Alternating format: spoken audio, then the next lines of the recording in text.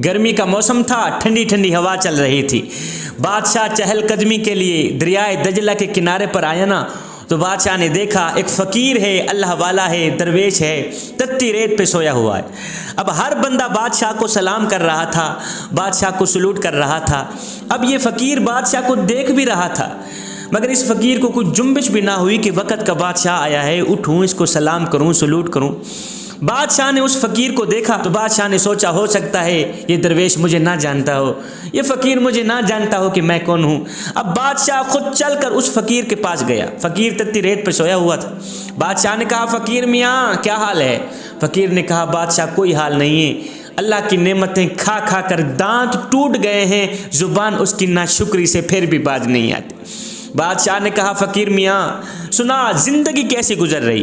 फ़कीर ने कहा, बादशाह कुछ आप जैसी गुजर रही है और कुछ आपसे अच्छी भी गुजर रही है। बादशाह ने देखा फ़कीर को, कहा, फ़कीर मियाँ शायद तू मुझे नहीं जानता कि मैं कौन हूँ। फ़कीर ने कहा, हाँ हाँ जानता हूँ, तू वक़्त का बादशाह है।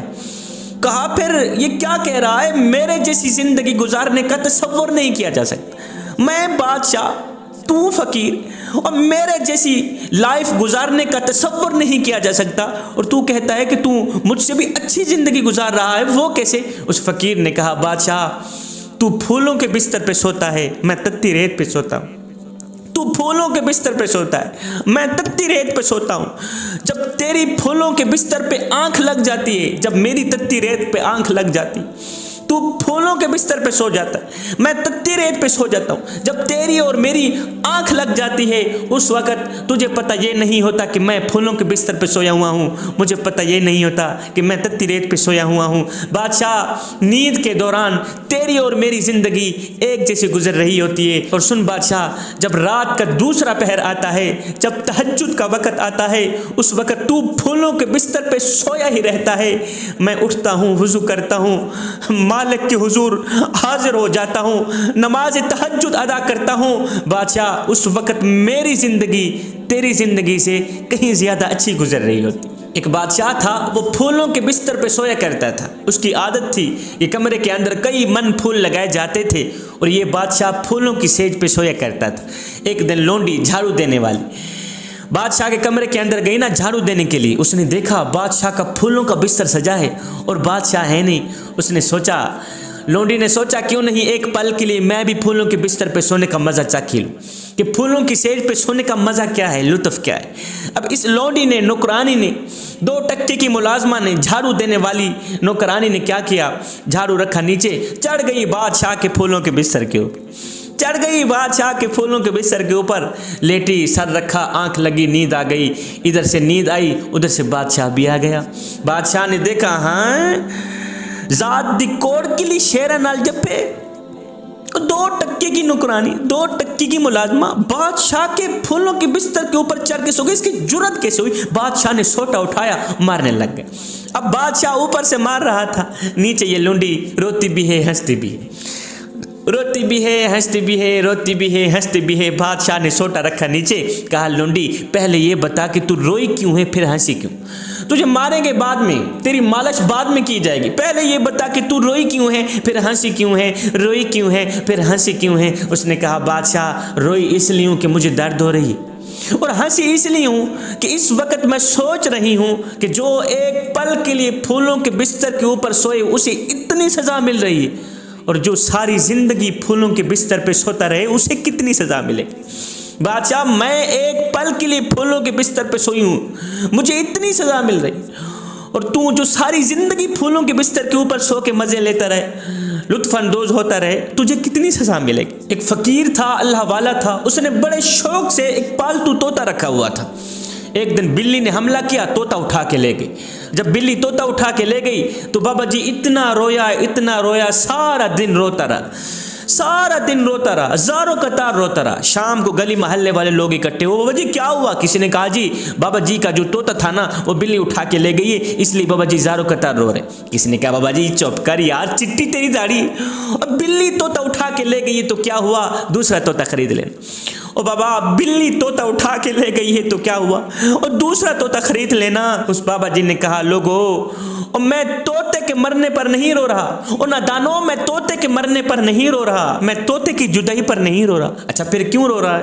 اس نے کہا میاں زارو قطار رو اس لیے رہا ہوں کہ میں نے طوطے کو کلمہ سکھایا تھا، میرا طوطا دن رات کلمہ پڑھا کرتا تھا، میرا طوطا دن رات کلمہ پڑھا کرتا تھا، لیکن جب بلی نے میرے طوطے پہ حملہ کیا اس وقت میری آنکھیں دیکھ رہی تھی، میں اپنی آنکھوں سے دیکھ رہا تھا، جب بلی نے طوطے پہ حملہ کیا، جب طوطے کی جان نکل رہی تھی، اس وقت طوطے کو کلمہ بھول گیا، اور میرا طوطا ٹی ٹی کرتا مر گیا، میرا طوطا ٹی ٹی کرتا مر گیا، ساری زندگی کلمہ پڑھنے والا طوطا ٹی ٹی کرتا مر گیا، مرتے وقت اسے کلمہ نصیب نہ ہوئی۔ میاں میں طوطے کے مرنے پر نہیں رو رہا، میں طوطے کی جدائی پر نہیں رو رہا، میں تو اپنے آپ پہ رو رہا ہوں کہ کلمہ تو میں بھی پڑھتا ہوں، اور کہیں ایسا نہ ہو کہ طوطے کی طرح موت کا فرشتہ میری روح نکالنے آئے اور مجھے کلمہ بھول بھی نہ جائیں۔ میاں میں تو اپنے خاتمے پہ رو رہا ہوں۔ اللہ کے جو نیک بندے ہوتے ہیں ان کی نظر پیسوں پر نہیں جاتی، اللہ کے نیک بندوں کی نظر دولت پر نہیں جاتی، میاں اللہ کے نیک بندوں کی نظر خزانوں پر نہیں جاتی، نہ بندے نہ اللہ کے جو نیک بندے ہوتے ہیں ان کی نظر تو خاتمے پر جاتی ہے کہ ہمارا خاتمہ ایمان پہ ہوگا یا نہیں ہوگا۔ وہ ایک فقیر تھا، اللہ والا تھا، درویش تھا، مست ملنگ بابا تھا، اللہ کا ولی تھا، اللہ کا محبوب تھا، ادھر سے آ رہا تھا، ادھر سے ایک نوجوان جا رہا تھا، نوجوان نے کتا پکڑا ہوا تھا، کتے کی ڈور نوجوان کے ہاتھ میں تھی، ادھر سے نوجوان جا رہا تھا، جب فقیر نوجوان کے قریب نزدیک آیا تو نوجوان نے کہا بابا جی ایک بات تو بتائیے۔ کہا جی کیا بات ہے؟ کہنے لگا بابا جی آپ اچھے ہیں یا میرا کتا اچھا ہے؟ یہ جو میں نے کتا پکڑا ہوا ہے، آپ اچھے ہیں یا میرا کتا اچھا ہے؟ بابا جی آپ اچھے ہیں یا میرا کتا اچھا ہے؟ سن کر بابا جی کو نہ تو کوئی غصہ آیا نہ تو کوئی تکلیف ہوئی، بابا جی رو کر کہنے لگے بیٹے کیا پوچھتے ہو؟ اگر خاتمہ ایمان پہ ہو گیا تو میں اچھا، اگر خاتمہ ایمان پہ نہ ہوا تو پھر تیرا کتا اچھائی کی بازی لے ہی گیا۔ اللہ کے نیک بندوں کی نظر پیسوں پر نہیں جاتی، اللہ کے نیک بندوں کی نظر دولت پر نہیں جاتی، اللہ کے نیک بندوں کی نظر خزانے پر نہیں جاتی، کرسی پر نہیں جاتی، امیری پر نہیں جاتی، نامیہ نہ اللہ کے جو نیک بندے ہوتے ہیں ان کی نظر تو خاتمے پر جاتی ہے کہ ہمارا خاتمہ ایمان پہ ہوگا یا نہیں ہوگا۔ سکندر بادشاہ علاقے فتح کرتا کرتا ایک بستی کے قریب سے گزرا، وہاں ایک قبرستان تھا۔ سکندر بادشاہ نے دیکھا ہر قبر کے اوپر پتھر رکھا ہوا ہے، ہر قبر کے اوپر پتھر پڑا ہوا ہے، پتھر کے اوپر مرنے والے کا نام بھی لکھا ہوا ہے، مرنے والے کی عمر بھی لکھی ہوئی۔ بادشاہ پڑھ کر حیران رہ گیا کہ کسی کی عمر 10 سال لکھی ہوئی ہے، کسی کی عمر 8 سال لکھی ہوئی ہے، کسی کی عمر 7 سال لکھی ہوئی ہے، کسی کی عمر 6 سال لکھی ہوئی ہے۔ بادشاہ نے غور سے دیکھا ہر قبر کے اوپر پتھر پڑا ہوا ہے، پتھر کے اوپر کسی کی عمر 4 سال، کسی کی عمر 5 سال، کسی کی عمر 10 سال۔ بادشاہ پڑھ کر حیران رہ گیا، پھر سوچ آئی ہو سکتا ہے یہ بچوں کا قبرستان۔ ساتھ میں ایک نوجوان کھڑا تھا، اس بادشاہ نے اس نوجوان سے پوچھا میاں یہ کیا بچوں کا قبرستان ہے؟ کہا نہیں بادشاہ ہم تو بڑے بھی یہاں دفن کرتے۔ اور پھر کسی کی عمر 4 سال لکھی ہوئی ہے، کسی کی عمر 5 سال لکھی ہوئی ہے، 10 سال سے اوپر کسی کی زندگی نہیں لکھی ہوئی ہے، تو کہتا ہے کہ ہم بڑے بھی یہاں دفن کرتے۔ کیا تمہارے بڑوں کی عمر 10 سال تھی، 8 سال تھی؟ کہا نہیں بادشاہ ہمارے بڑوں نے ہمیں ایک سبق دیا تھا، ہم نے وہ سبق یاد رکھا ہوا ہے، بھولے نہیں۔ اچھا کون سا سبق دیا تھا؟ کہا بادشاہ ہمارے بڑوں نے ہمیں سبق دیا تھا کہ بیٹے زندگی وہی ہے جو مالک کی چوکھٹ پہ گزر جائے، بیٹے زندگی وہی ہے جو مالک کی دہلیز پہ گزر جائے، جو مالک کی چوکھٹ پہ گزر جائے۔ بادشاہ جنہوں نے جتنی زندگی مالک کی چوکھٹ پہ لگائی ہے نا، جنہوں نے جتنی زندگی نماز پڑھی ہے، روزہ رکھا، حج کیا، ہم نے اتنی ہی زندگی لکھی ہے۔ کسی نے 10 سال لگائے ہیں مالک کی چوکھٹ پر، کسی نے 8 سال لگائے ہیں مالک کی چوکھٹ پر، کسی نے 6 سال لگائے ہیں مالک کی چوکھٹ پر۔ بادشاہ زندگی تو وہی ہے جو مالک کی چوکھٹ پہ گزر جائے، اور مالک کی چوکھٹ سے ہٹ کر گزرنے والی زندگی وہ زندگی نہیں، وہ تو قیامت والے دن کی شرمندگی ہے۔ ایک فقیر اللہ والے سے پوچھا گیا بابا جی کتنی عمر ہے آپ کی؟ کہا بیٹے ہے کچھ 14-15 سال۔ پوچھنے والے نے کہا بابا جی مجھے لگتا ہے آپ کو جوان ہونے کا کچھ زیادہ ہی نشہ چڑھ گیا، مجھے لگتا ہے آپ کو جوان ہونے کا کچھ زیادہ ہی شوق چڑھ گیا ہے، 14-15 سال عمر آپ کی۔ کہا نہیں بیٹے جب سے توبہ کر کے اللہ سے صلح کی ہے نا 15 سال گزر گئے، بیٹا زندگی تو وہی ہے جو توبہ میں گزر جائے، زندگی تو وہی ہے جو نماز پڑھتے گزر جائے، جو روزہ رکھتے گزر جائے۔ بیٹے مالک کی چوکھٹ سے ہٹ کر گزرنے والی زندگی وہ زندگی نہیں، وہ تو قیامت والے دن کی شرمندگی ہے۔ حضرت سیدنا عمر فاروق رضی اللہ تعالی عنہ کا دور مبارک تھا۔ آپ کے دور میں ایک خوبصورت عورت رہا کرتی تھی، بڑی ہی حسین و جمیل تھی، اللہ نے بڑے ہی حسن سے نواز رکھا تھا۔ یہ خوبصورت عورت روزانہ مسجد نبوی میں نماز پڑھنے کے لیے جایا کرتی تھی۔ پہلے یہ تھا کہ مسجد نبوی میں مرد عورتیں اکٹھی نماز پڑھا کرتی تھیں، یہ تو بعد میں الگ الگ ہوئے۔ ایک دن یہ خوبصورت عورت حسن کی ملکہ شہزادی مسجد نبوی میں نماز پڑھنے کے لیے جا ہی رہی تھی کہ راستے میں سے ایک نوجوان نے اس کا راستہ روک لیا۔ ایک دن گزرا، 2 دن، 3 دن، 4 دن، 5ویں دن یہ عورت بولی پڑی، او نوجوان تجھے کیا تکلیف ہے اور تو کیوں میرا راستہ روکنے کی کوشش کر رہا ہے؟ اس نوجوان نے کہا مجھے کوئی خاص تکلیف نہیں ہے، بس تکلیف یہ ہے کہ میں تجھے پانا چاہتا ہوں، تیرا حسن مجھے بھا گیا ہے، تیری محبت میرے دل میں سما گئی ہے، تیرا عشق میرے دل میں سما گیا، میں تجھ سے پیار کر بیٹھا ہوں، تجھ سے محبت کر بیٹھا ہوں، تجھ سے عشق کر بیٹھا ہوں، لہٰذا میں تجھے اپنانا چاہتا ہوں۔ اس نے کہا اچھا، اب میرے ساتھ عشق ہو گیا تجھے، محبت ہو گئی ہے تجھے، پیار ہو گیا تجھے؟ ہاں ہاں پیار ہو گیا۔ اب نوبت یہاں تک آن پہنچی ہے کہ تو مجھے پانا بھی چاہتا ہے، حاصل بھی کرنا چاہتا ہے، شادی کرنا چاہتا ہے۔ کہا جی ہاں شادی کرنا چاہتا ہوں۔ اچھا پھر اس طرح کر، میری ایک شرط ہے، وہ شرط تو پوری کر، میں تیری ہو گئی۔ اس نوجوان نے کہا جلدی بتا کون سی تیری شرط؟ تیرے جیسی حسین و جمیل عورت کو پانے کے لیے اگر آسمان سے تارے بھی توڑ کے لانے پڑے تو میں لانے کے لیے تیار ہوں، جلدی بتا کون سی تیری شرط ہے؟ اس خوبصورت عورت نے کہا نوجوان میری کوئی لمبی چوڑی شرط نہیں ہے، بس شرط یہ ہے کہ اگر تو مجھے پانا چاہتا ہے، اگر تو مجھے حاصل کرنا چاہتا ہے تو پھر سن، 40 دن حضرت سیدنا عمر فاروق کے پیچھے نماز پڑھنی پڑے۔ نوجوان مجھے حاصل کرنے کے لیے تجھے 40 دن عمر کے پیچھے نماز پڑھنی پڑے گی، 40 دن عمر کے پیچھے نماز تو پڑھ، میں تیری ہو گئی۔ اس نوجوان نے کہا یہ تو کام ہی آسان، یہ تو کام بھی سستا۔ اس نے فوراً کیا وضو، سیدھا مسجد نبوی میں۔ اب فجر ہے تو مسجد میں، ظہر عصر مغرب عشاء ہے تو مسجد میں۔ اس نے نماز کے ساتھ دوستی لگا لی۔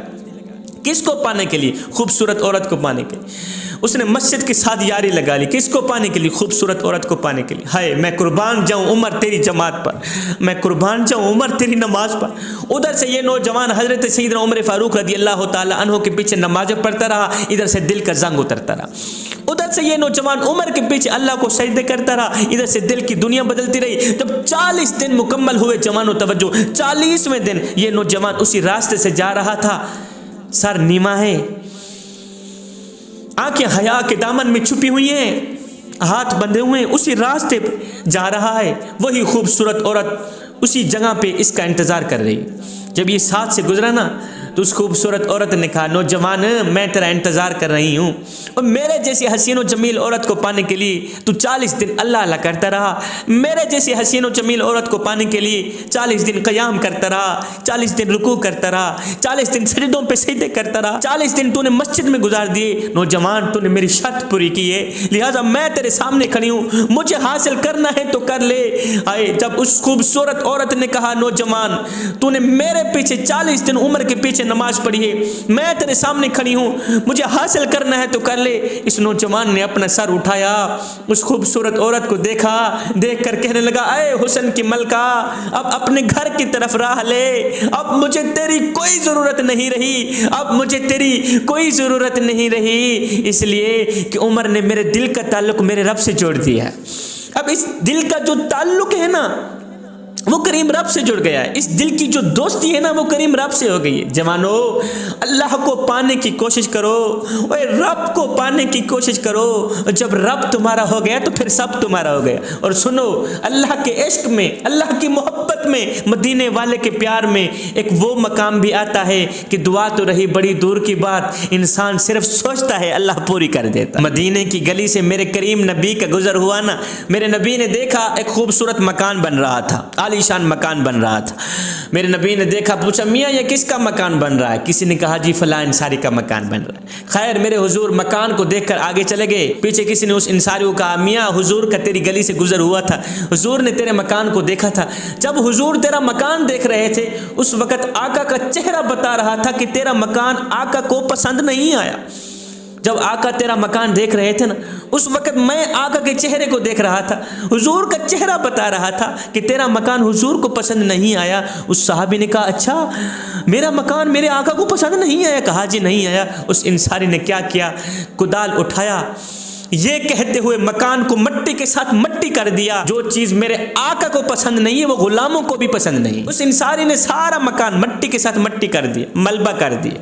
کچھ دن بعد اسی گلی سے پھر سے میرے کریم نبی کے گزر ہوا، میرے نبی نے دیکھا وہ عالی شان مکان ملبہ پڑا، وہ عالی شان مکان مٹی کے ساتھ مٹی وہ پڑا ہے۔ میرے نبی نے دیکھا، پوچھا میاں کچھ دن پہلے میں یہاں سے گزرا تھا، عالی شان مکان بن رہا تھا، اب وہ عالی شان مکان کا نام و نشان بھی نہیں ہے، مکان کہاں گیا ہے؟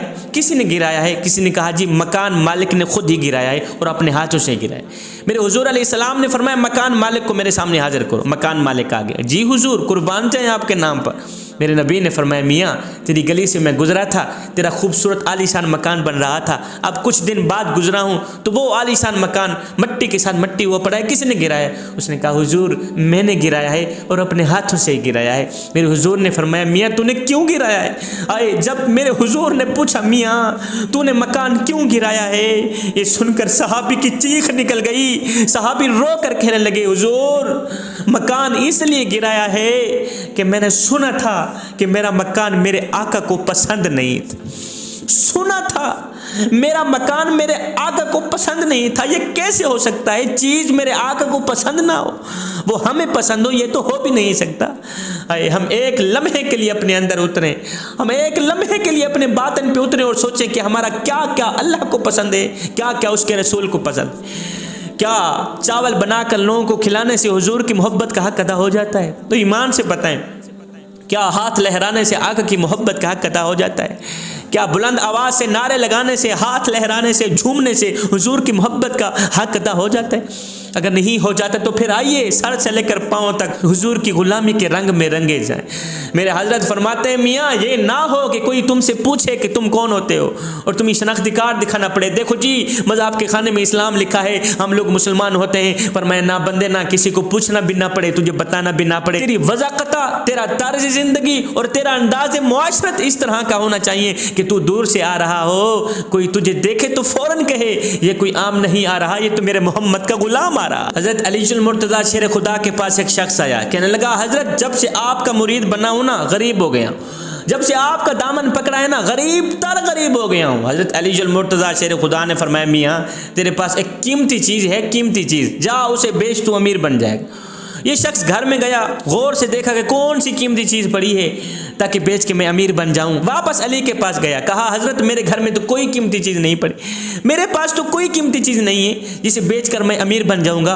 حضرت علی نے فرمایا میاں میری آنکھیں دیکھ رہی ہیں، تیرے پاس ایک قیمتی چیز ہے، تو جا کے بازار میں بیچ تو امیر بن جائے گا، امیر تر امیر بن جائے گا۔ یہ شخص دوبارہ گھر میں گیا، غور کر کے دیکھنے کے بعد واپس آیا، کہنے لگا حضرت میرے گھر کے تو برتن بھی بک چکے ہیں، میرے گھر میں تو کوئی قیمتی چیز نہیں پڑی جسے بیچ کر میں امیر بن جاؤں گا۔ حضرت علی نے فرمایا میاں چل بازار میں نہیں بیچتا نہ بیچ، تو علی کو ہی دے دے، بدلے میں جو مانگنا ہے مانگ، علی تجھے دینے کو تیار ہے۔ اس نے کہا حضرت خدا را اب آپ ہی بتا دیں کہ میرے پاس کون سی قیمتی چیز ہے۔ علی نے فرمایا میاں تیرے دل میں جو اہل بیت کی یہ محبت ہے نا، جو تو نے علی کی محبت اپنے دل میں رکھی ہوئی ہے نا، اہل بیت کی محبت رکھی ہوئی ہے نا، ابو بکر کی محبت رکھی ہوئی ہے نا، عثمان و عمر و علی کی یہ جو محبت رکھی ہوئی ہے یہ مجھے واپس دے دے، بدلے میں جو مانگنا ہے مانگ، علی تجھے دینے کو تیار ہے۔ اس شخص نے کہا یا علی کائنات کی ساری دولت تیری جتی کی نوک پہ قربان کر دوں، مجھے ایسی امیری کی ضرورت ہی نہیں ہے جس سے تیری محبت چھین لی جائے، جس سے اہل بیت کی محبت چھین لی جائے، جس سے صحابہ کی محبت چھین لی جائے۔ یہ سن کر علی نے فرمایا نادان، پھر دل میں علی رکھتا ہے خود کو غریب کہتا ہے، اور پھر دل میں ابو بکر رکھتا ہے، دل میں عمر رکھتا ہے، دل میں عثمان رکھتا ہے، دل میں اہل بیت کی محبت رکھ کے خود کو غریب کہتا ہے۔ اور دل میں اہل بیت کی محبت رکھ کے خود کو غریب کہتے ہوئے تجھے شرم نہیں آتی اور تجھے پتہ نہیں ہے جو علی کا گدا بن جائے وہ زمانے کا شاہ بن جاتا ہے۔ اور مجھے بتاؤ تو صحیح، جو علی کا گدا بن جائے وہ تو زمانے کا شاہ بن جاتا ہے، اور جو میرے سونے محمد کا گدا بن جائے اس کو کائنات کا شہنشاہ نہ سمجھو تو اور کیا سمجھو۔ ایک فقیر کا گزر قبرستان سے ہوا نا، اللہ والے کا گزر قبرستان سے ہوا، اللہ کے ولی کا گزر قبرستان سے ہوا، اس نے سوچا کیوں نہیں جاتے جاتے فاتحہ ہی پڑھ کے جاؤ۔ اس اللہ والے نے قبرستان میں رک کر فاتحہ پڑھی، فاتحہ پڑھنے کے بعد بلند آواز سے کہا او قبرستان والو کتنے خوش نصیب ہو تم لوگ کہ مزے کی نیند سو رہے ہو، کتنے خوش بخت ہو کہ مزے کی نیند سو رہے ہو۔ غیب سے آواز آئی، فقیر میاں، اللہ کے نیک میاں، یہ تو کیا کہہ رہا ہے؟